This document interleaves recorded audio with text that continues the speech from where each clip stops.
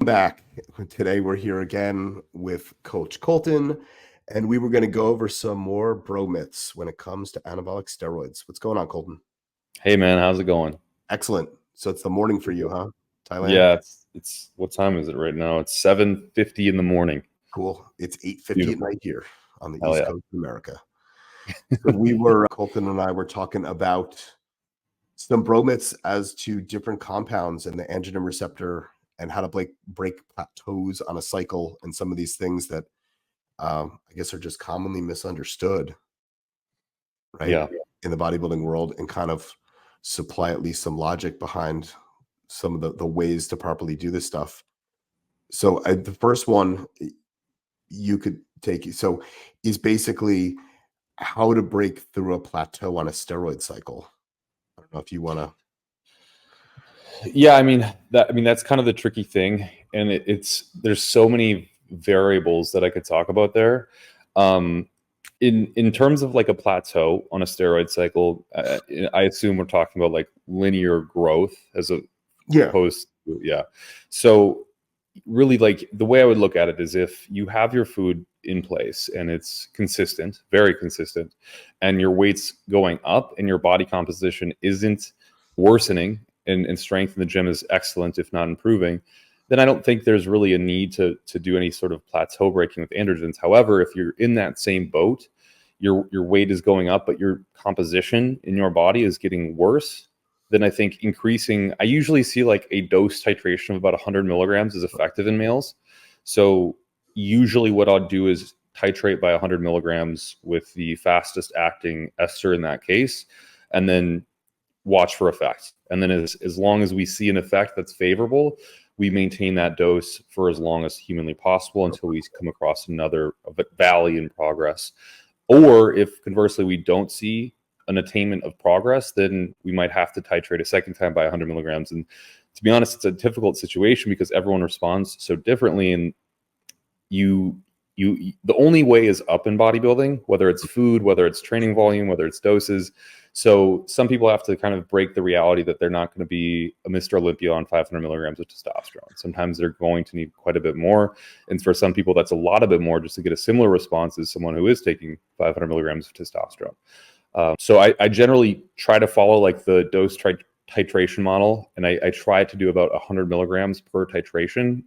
Now, conversely, if they are not gaining body weight and they are getting maybe even leaner in the gym or in check-in photos, what I might do is actually increase food. And that might be the variable that's holding them back, because ultimately, Justin Harris said this, and I think it's funny because we all kind of tout what he says, but this is a really true component of bodybuilding, is it's a chicken and rice eating contest. And you know this better than anyone because you have to eat thousands of grams of carbohydrates to even just grow marginally compared to someone like, Paul, who gets to eat very moderately and can grow pretty linearly. You sometimes have to push food to really disgustingly high places, and it is not fun. And it sucks. Yeah. It's really uncomfortable. And sometimes people would vouch to take more androgens as opposed to taking more food in. But sometimes all they need is more calories are king. So sometimes all they need is more calories. And I think the only plateau you're going to hit on a steroid cycle is really the biggest issue people will run into is the inability to perform more volume in the gym if it is conducted in an appropriate way, and the inability to eat more food. And then the last lever you need to pull is the actual additional anabolics, whatever those might be, growth hormone, insulin, actual steroids. So that's kind of how I'd go about it. Yep. Yeah, I agree. I think because the common thing that we're seeing now is guys are preaching like short-term cycles, right? These 6-week things. Yeah. Anyone with any experience generally knows that that's not really what is going on. The pro bodybuilders aren't doing 6-week cycles and Right. and they're not doing 6-week cycles and cruising. It's I do the 100 I would do the 100 milligram thing as well. I would usually go back and forth, either titrate food up first or then titrate gear up. I usually wouldn't do them at the same time. And then, like you said, based on what's actually being experienced, right? If it's strength, a lot of times it would be gear would go up, right? Weight would generally be food. I think, like you said, people don't seem to understand that if you don't have the raw material to make the muscle, all steroids in the world are not going to help, right? It's more often than not, it's a food issue for people and not a steroid issue. for guys who Mhm. want to get bigger, right? That's at least what I see. Is there food? It's not 100%. even necessarily more food, it's just the wrong food, Yeah. you know? Yeah, it's 100% of the problem. And it's honestly, it's a pretty shitty thing because a lot of the times it happens with the genetic freaks because they partition so well, like yourself, they partition so well that they have to eat copious amounts of food, and either their job doesn't support that or their life doesn't support that in general. And so they kind of have this like conundrum where it's like, okay, well, I have to eat more food, but where do I put it in? And you have them waking up in the middle of the night to eat food because they missed it during the day, and it's just like it can turn into a mess really quick. So it is, from what I see, honestly the most limited factor there is in someone's situation most of the time. Yeah. Yeah, because that is always the challenge, right? And also, I think everyone just has this assumption that they eat well. Generally, when people tell me that they eat well, and you look at their diet, it's almost always It's the opposite, garbage. right? It's It's it's usually the people that are truly kind of garbage. sure that their diet's not that far off. Yeah. Um, so yeah, with the bro science stuff there, and then the other one you typically see is people switching compounds because of things like androgen receptor downregulation, which we've known since the 1980s that androgen receptors don't downregulate in the presence of androgens; that they upregulate. Um, where I'll agree and I'll disagree with some of the things that are out there now is all steroids don't do the same thing. Like we know that now. There's 88 known genes within muscle that control these things that steroids interact with, and they all interact with the different genes in different ways. Um, and I do think switching compounds from a pure androgen receptor point of view, switching from DECA to Trembolone or DECA to EQ doesn't make any sense. Like I agree with that. Like what are you doing? It's interacting the same way. You're going to have some carryover from something like a nandrolone for months after you stop it anyway.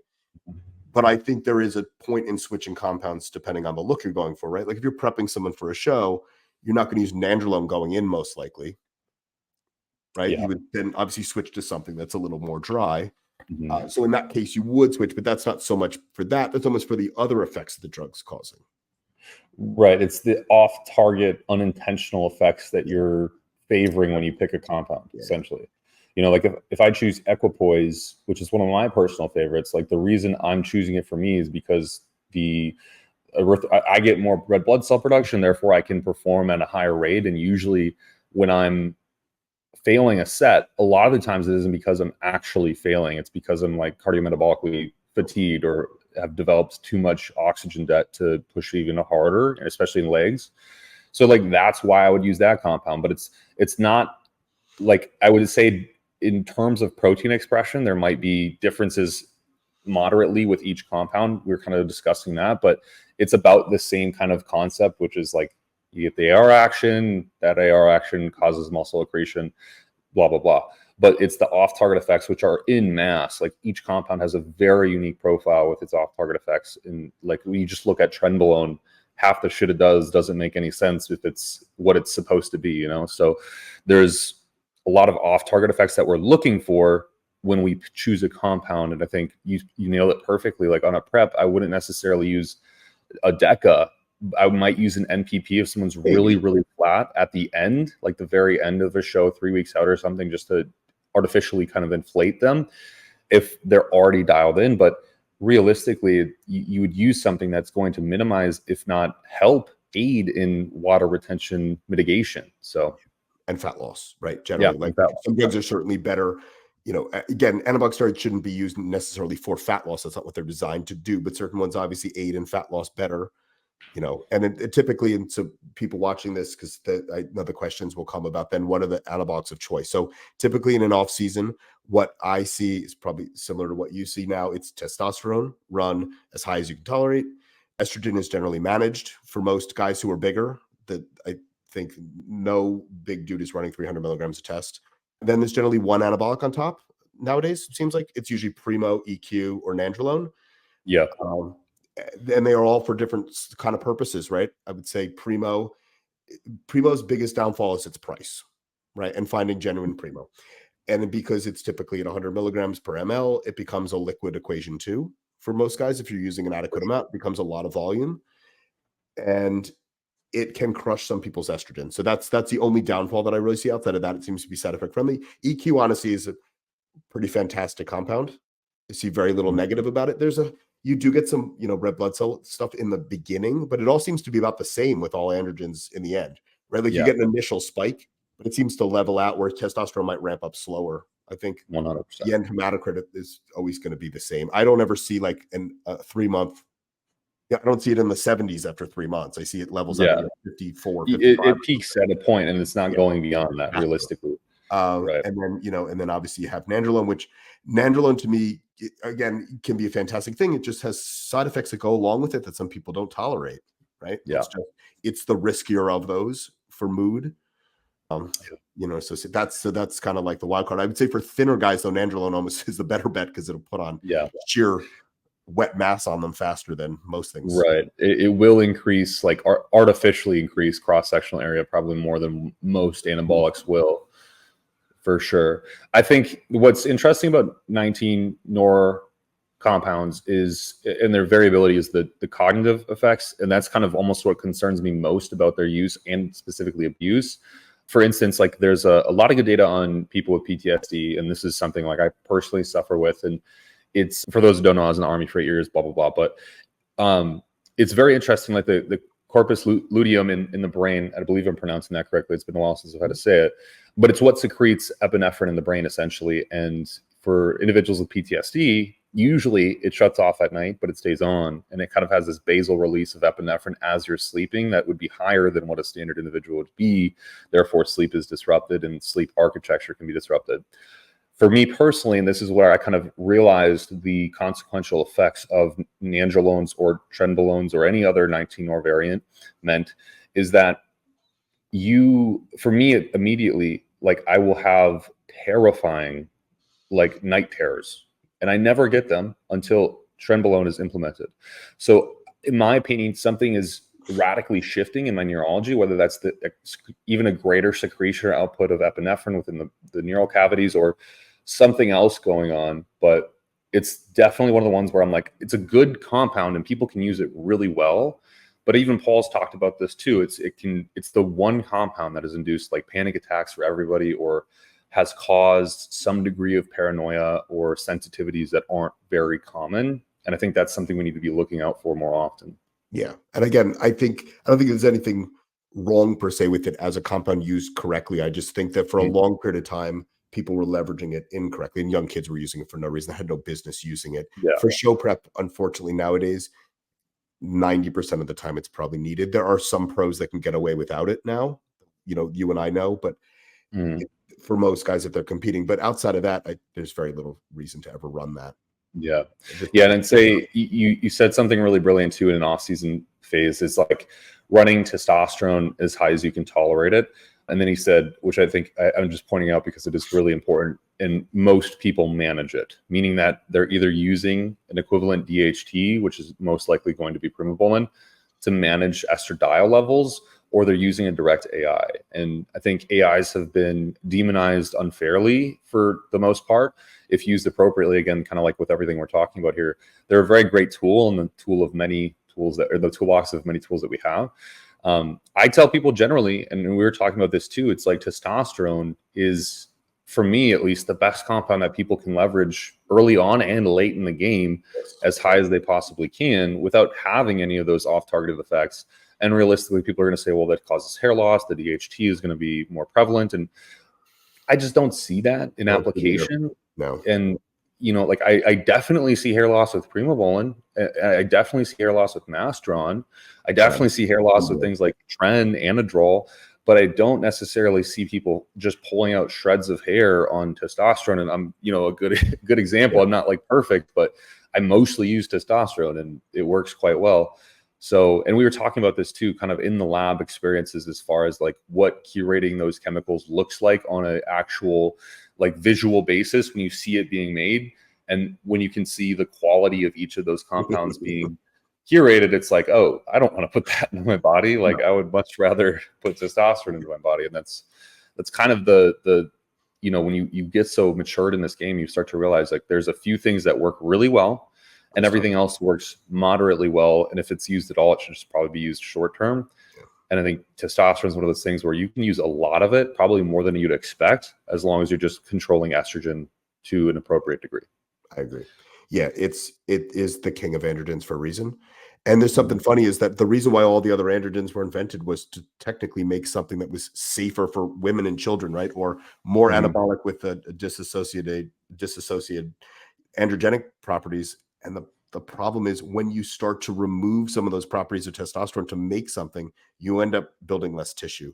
Like there's a reason why testosterone builds tissue so well. It's because it's a perfect balance of everything versus something like, Anavar is much more anabolic than is androgenic. And you notice the tissue accrual is just not quite the same, regardless of what people want to think. And there's nothing wrong with Anavar either, but it just doesn't really quite add up. You wouldn't run an Anavar only cycle if you wanted to put on a ton of weight, not as a right. If you're looking to get huge, you wouldn't do that in any sense of the meaning. Like if you're looking to make some cool bucks off Instagram or OnlyFans or something, like sure, but if you actually want to be a sizable human who could compete and do very well, it's like your testosterone is going to be high year round essentially. And you're just, the thing with testosterone too is like you don't feel bad on it, right? Like I don't know, great on it. You feel great. Like euphoria is 10 times 10. It's like up here all the time. Whereas you do something similar with a nandrolone, for example, it's like you don't have that sort of euphoria or the feeling of well-being. It's not there. And I think that's a really important factor too, because you generally want to have a mood that is positively affirmed in the right direction when you're trying to progress in something that is extreme versus one that's constantly depressive. You're ruining relationships. Your marriage isn't going great, which we hear all of the time in this industry. I think it's just like maybe people need to start looking at their mental capacity as opposed to just their physical, Yeah. And I think that the longer you're in this game, whether it's drug related or just being in this game at all, you need to check your mental health often, right? Like you and I talked about that outside of this. It's very important to stay in touch with that stuff. Very important. The next thing that people really look at when it comes to this stuff, which is always such a hot topic, is the myostatin thing. So myostatin seems to be, the greatest inhibitor of muscle growth in mammals, except we're not really sure if that's the whole story here. And we're not really sure if that's what is doing. Like, as we know now, we can tell that there's some interaction. It seems to increase. I think this is where the short cycle thing really came from, is that most animal studies show around day 50-ish, there seems to be a large, I think it's day 56 to be exact, there's a large increase in myostatin. And basically mTOR and things start to shift the other direction. That doesn't mean that the cycle needs to end. It just means your body is now adjusted to that in a homeostatic way. And you just need to leverage, like we talked about earlier, that's when you start to have to shift things, right? Which is what you typically see around 6 weeks. The way to deal with myostatin, you really have 3 ways that I can think of to deal with it. And follistatin is not the answer here. These kids always want to take things to block it, which if we could come up with something to actually block myostatin, it would be a $1 billion invention. Nothing actually does that.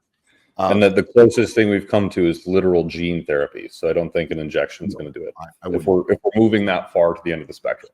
Not really for bodybuilding. But so, the things that come to mind for me that work are the same things we discussed earlier, is right.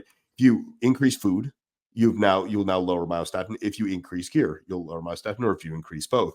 The only other option is to reduce the dose or come off, which, depending on the person, is either good or bad idea. But if you will go back to a physiological level, like a TRT, you'll reduce myostatin over time, and then you can hit it again. So we typically see, at least what I see, is you guys will titrate up and up and up until they get to a point that they can either not do anymore, tolerate more, whether it's food or gear or both, right? And then they have to reduce at some point, because you're just going to hit a plateau at some point. But I don't know if you have anything else to add to.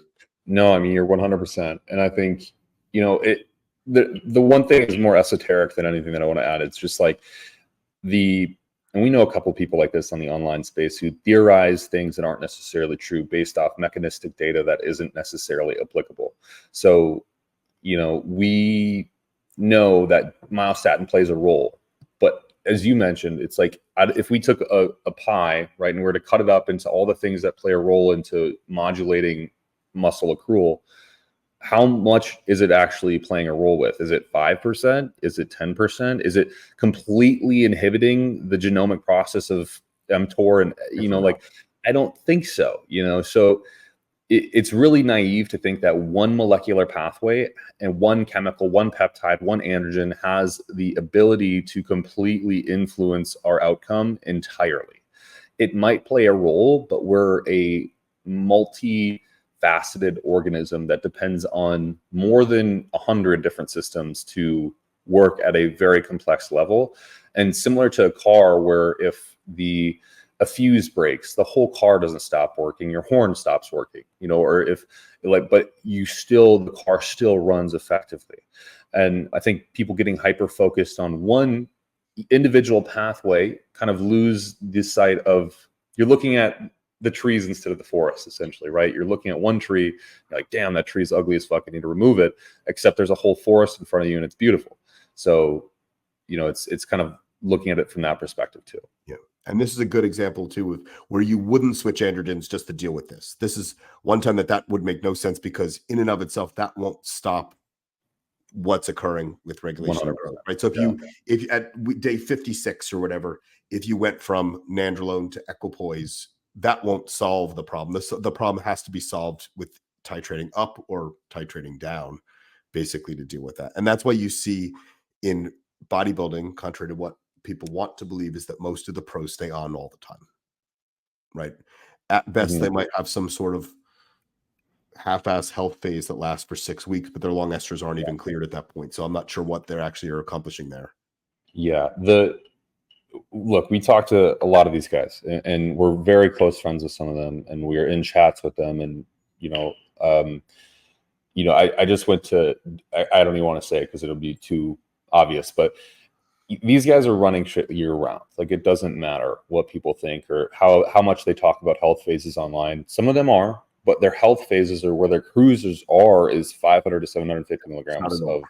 Yeah, it's a cruise designed for a bodybuilder who's still attempting to make exceptional progress. Correct. And the fact that people think that an 8-week cycle and then coming off is going to accumulate the same degree of tissue, it's just, there's valuability within that, right? Even if a great example of this is, and this might be extrapolating a little bit too much, but when you think about cardio and doing cardio to burn calories, if you think about HIIT, let's say I do HIIT 6 times a week for 15 minutes, my amplitude of calorie burn is extremely high, but the area under curve on that graph is very small. Whereas if I'm to do, an hour and a half of very low intensity cardio, the amplitude isn't high, but the area under curve of calorie burn is so much greater. And that's going to get me closer to being shredded than will the HIIT cardio. Yep. Likewise with the cycle, it's like, even if, just like that scenario where I'm burning less of an amplitude of calories, if I'm not getting an amplitude of growth that is as high as it could be, my area under curve of growth is still exceptional, and I'm still going to make more progress than the guy that's coming off and on, back and forth, as opposed to just having a huge area under curve for 3 years at a time. Yep. Yeah. I mean, years ago, I think the safe thing that was suggested was 1 or 2 cycles a year. And then it became this on equals off time. And then as guys progressed, it became a lot less off time. And then, like you said, even the cruise amounts, someone asked me in the Q&A, and I didn't get to it yet, but I guess I can answer it here. Basically, what they think a 200-pound bodybuilder, 225-pound bodybuilder cruises on, like, probably not 200 milligrams. I said, absolutely not. I don't think unless they're, I said, for me, what really determines that what you can cruise on is how much of that tissue is built with gear. If you built 225 pounds naturally, then you don't technically need any gear to hold 225 pounds. If you used 200 milligrams to get to 225, you could probably cruise on 150. If you used a gram of gear to get there, then you know what? You're probably cruising on 600 or 700, like you said. You're not, if you go down to 200 within 6 weeks, that tissue's coming off, right? Because your body's going to sense that it doesn't produce anything to hold that. Right. I know guys don't want to believe that. They want to believe that you could be Dorian Yates and come off. And we all saw what happened to Dorian Yates when he came off, right? He's no longer 300 pounds. All these guys that come off. Jay Cutler is probably the only one and Milos, I would have to get those guys. Historically, Milos is known for, he says very openly, he's been running 500 milligrams a week for since he retired. So, and I would question if that's even the accurate truth at this point. yeah, it could be a lot And more, that's to be 500 as honest. an average, perhaps, or 500 Yeah. every 3 days. But I don't know. I just same. Lee Priest says the same thing, that he's on 200 milligrams of test now. I think that that's every day, probably, judging by his Yeah. size. Yeah. So I mean, I think that those are kind of the things that people misunderstand, right? And it's not. I don't think either you or I are preaching running these long extended cycles. I think it's just so people can see what really goes on with this stuff. And from the guys that we know, and from personal experience, this unfortunately is what's occurring, right? I mean, I would say more often than not, the larger pros tend to run, they're probably injecting every day, and there's probably at least a cc of test every day, and then another cc or two of some other anabolic on top, right? And then, like you said, instead of just leveraging that one pathway, they're generally using other stuff. So there's growth hormone, right? There's insulin, there's IGF, and some of the guys, if they can afford it, I mean, the serious big guys are using, a gram, a bottle of test a week, a bottle of another anabolic a week, probably at least a bottle of growth hormone a day. I've seen as many as 3 bottles in a day. Oh, yeah. IGF, I mean, IGF standard dosing is what's considered medically the maximum dose is 250 micrograms, or it might be 125. Actually, I think it's 60 micrograms split in two. These guys are running a 1,000 micrograms, of IGF a day. Yeah. Yeah.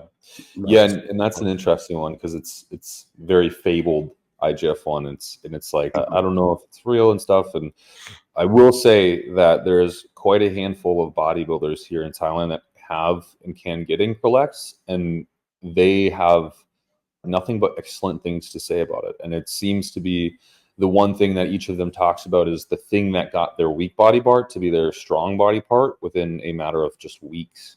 And it does seem to make a very, very large impact. So when I see people, there's obviously genetic gifted in the world where, like, for example, Rami has huge legs, like pumpkin legs, and his genetic gift is probably oriented towards his legs. But I wouldn't be surprised if he was, able to localize IGF-1 administration, and that is also why he has exceptionally big legs. So I think it's a very multifaceted. People aren't just taking androgens; they're taking growth hormone, they're taking insulin, they're taking IGF-1, they're taking a lot of different other peptides as well for recovery purposes, as well as prevention of injury. And there's just so much in the books. There's so much that you could pull out and put into play.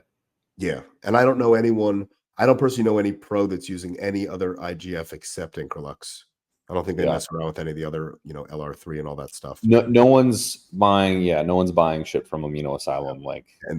And that's the same thing with those peptides. There's nothing wrong with, ipamorelin and all those things. But the way I look at it is, if bodybuilders aren't abusing it, it's probably not the most effective thing out there. Right? Yeah, like no one's using bottles of, CJC a day. Yeah. That's a really good rule of thumb. It's a really good rule of thumb. Cool. Awesome, Kolton. Well, it's always a pleasure having you on. Yeah. We'll wrap this up. I'll put your stuff down below. You're obviously a coach. You have your own YouTube channel, obviously Instagram and all that stuff. Where can people find you? What's the easiest way to get into contact with you? Yeah. So if anyone's interested in reaching out to me personally and asking either questions or has coaching inquiries, you can find me on Instagram, just Kolton Fitness, and I will be there with tons of content daily. As well, I have my own YouTube channel. It's just Kolton Lucas, and I post videos pretty much bi-weekly at this point. I have a full-time editor now and pumping out content as much as I can. So yeah, follow me there, and you don't have to hire me. Just stick along for the ride and see what happens, I guess. I don't know. We'll try to become the next Derek, more plates, more dates, but with more of a positive influence. Exactly right. Yeah. Cool. Well, thanks everybody. Awesome, man. I appreciate it.